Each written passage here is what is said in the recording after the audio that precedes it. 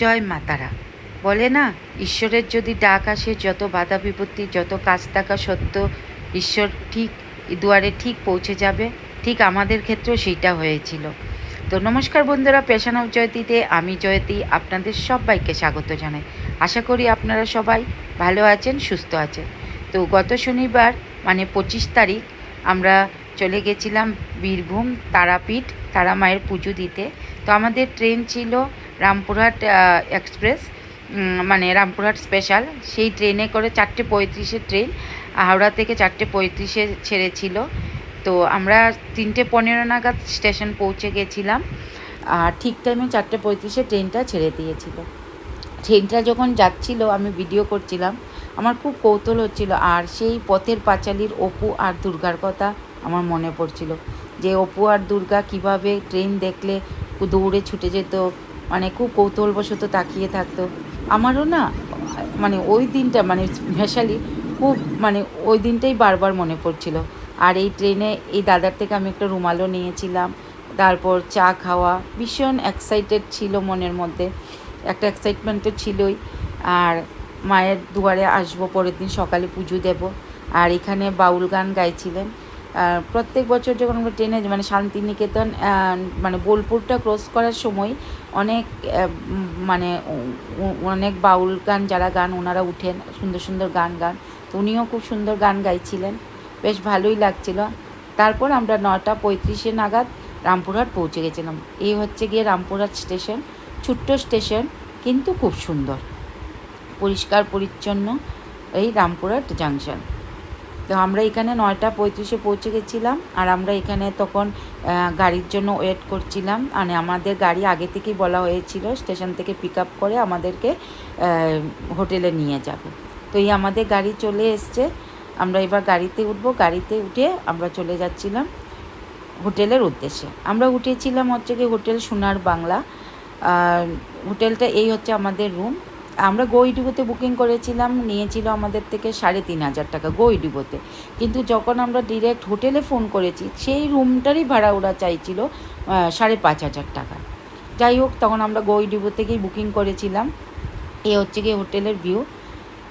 এটা পেছন দিকটা, সামনের দিকটা এখন কনস্ট্রাকশন চলছে তাই দিচ্ছিল না। আমরা আগে সামনের দিকেই উঠতাম, কিন্তু আজকে আমরা পেছনের দিকে উঠেছিলাম, কিন্তু বেশ ভালো। তো রাত্রিবেলা আমার ঘুম হচ্ছিল না, তো আমি ভোর 3টের সময় উঠেও গেছিলাম। পরের দিন সকালে উঠে মায়ের দুয়ারে যাব পুজো দিতে। তো সকাল 6টা নাগাদ আমরা মন্দিরে পৌঁছে গেছিলাম। আর এই হচ্ছে গিয়ে সেই দোকান, এই হচ্ছে গিয়ে মায়ের গর্ভগৃহের চূড়াটা দেখা যাচ্ছে।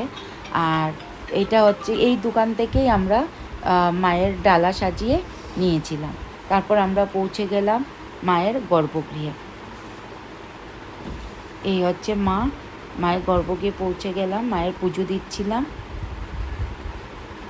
আর আমি কর্নারে দাঁড়িয়ে মাকে দেখছিলাম আর একটু ভিডিও করছিলাম। যদিও ভিডিওটা আমাদের যে ঠাকুরমশাই পুজো দিয়েছিলেন উনি মায়ের পুরো ভিডিওটা করে দিয়েছিলেন। তো মায়ের পুজো দিচ্ছিলাম, খুব ভালো লাগছিল মাকে শাড়িটাও পরানো হয়েছিল। শুধু দাঁড়িয়ে একটা কথাই বলছিলাম, মা তুমি দেখো, সবার মঙ্গল করো, আমার প্রার্থনাটা তুমি শোনো।